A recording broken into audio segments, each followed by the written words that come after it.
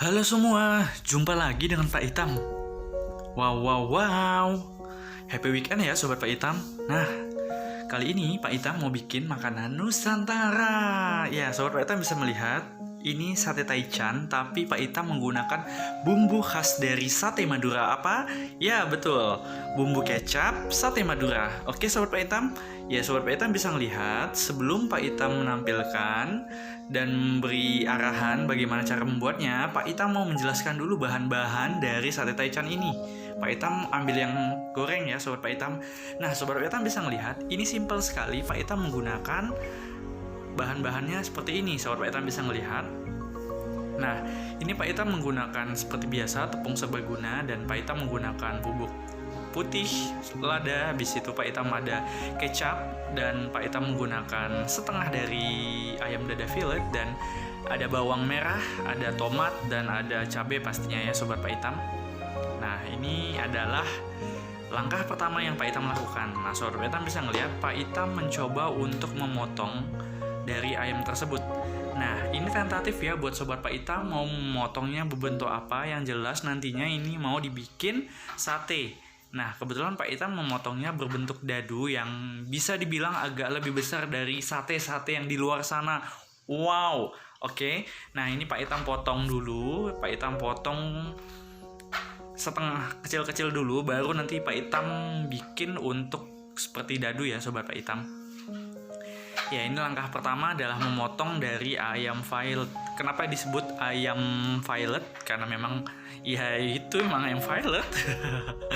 Ini bener-bener pure asli dada murni gitu ya Sobat Pak Itam. Dan di pasar-pasar, bahkan di tempat penjualan ayam potong biasanya ada. Nah, kebetulan Pak Itam belanjanya ini tadi di Tangerang Selatan, dan kebetulan bisa dibilang ini toko tempat jual ayam ini udah langganan Pak Itam ya.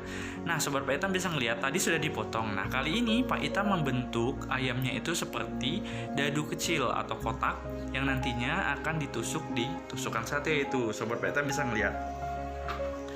Ya, kita lakukan secara sampai semuanya benar-benar berbentuk dadu Sobat Pak Itam.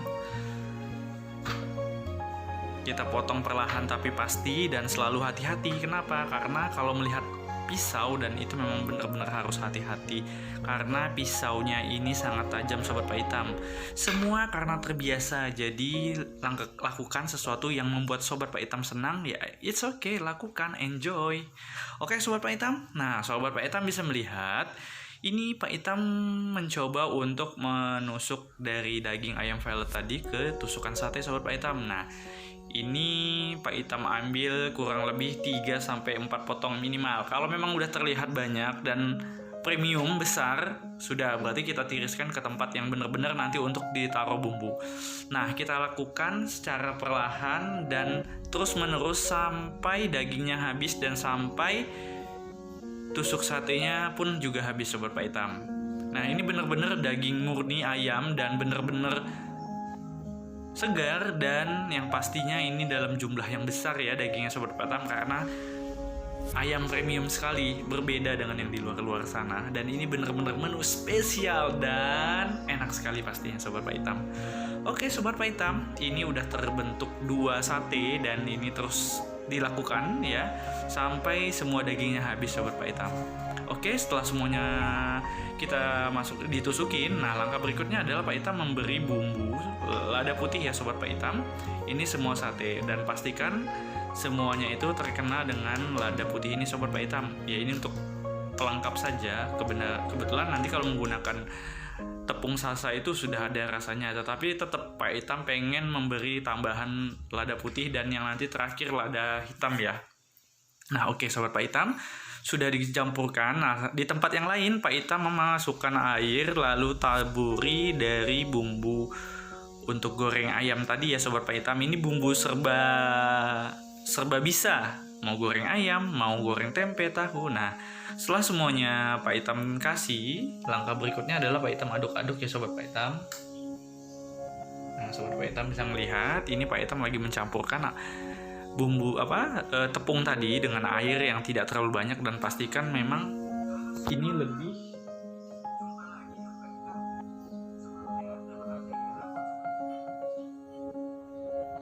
Ya, Sobat Pak Itam, nah ini bisa dilihat Pak Itam mencoba untuk memasukkan setiap satenya itu ke dalam adonan tadi. Ya, Sobat Pak Itam bisa melihat perlahan tapi pasti, yang intinya nanti semuanya bumbu ini Pak Itam masukin sih ke dalam tempat warna putih itu, tetapi setidaknya satu persatu kita cocol dulu, bahasanya dicocol. Yang pastinya dan semuanya harus tercampur dengan rata, dan yang nantinya setelah digoreng pun matang sempurna Sobat Pak Itam. Ini semua ya, semua dari sate yang tadi udah dibikin setelah dibumbuin dengan lada putih, kita campurkan dengan adonan tepung ini ya Sobat Pak Itam. Nah, Sobat Pak Itam bisa ngelihat ini bener-bener Pak Itam akuin ini bener sate yang bener-bener sate premium karena sangat besar sekali dibanding dengan sate-sate yang biasanya Pak Itam beli, karena memang Pak Itam ingin makan lebih banyak lagi Sobat Pak Itam. Oke, di dapur Pak Itam sudah menyediakan kompor dan sudah di atas teflon ya, di teflon dikasih minyak goreng yang kurang lebih agak banyak Sobat Pak Itam. Nah, kalau udah panas minyaknya, langkah berikutnya adalah Pak Itam mencoba untuk masukkan satenya itu, karena memang satenya ini digoreng ya Sobat Pak Itam. Ya, satu-satu Pak Itam masukkan ini supaya dikasih jarak ya, supaya memang benar-benar tidak menempel antara setiap satenya. Yang pastinya ini harus benar-benar jaga jarak biar tidak menempel. Oke Sobat Pak Itam, ini kurang lebih ada 6 tusuk dulu ya Sobat Pak Itam. Nah Sobat Pak Itam, ini semuanya udah Pak Itam goreng. Nah, pastikan setiap sate yang digoreng itu matang secara merata ya Sobat Pak Itam, dan pastikan nih tadi posisinya yang sebelah seperti itu kita rubah.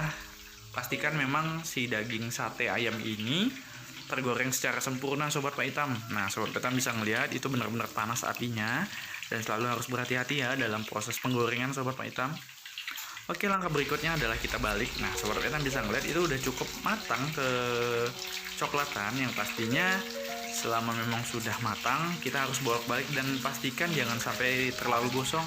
Ini tentatif untuk bentuknya yang seperti apa. Nah, Sobat Pak Itam bisa melihat ini udah mulai kecoklatan sekali ya Sobat Pak Itam. Nah, setelah itu nanti kita tiriskan Sobat Pak Itam. Nah, satu persatu kita tiriskan dan pastikan minyaknya sudah tertos ya di dalam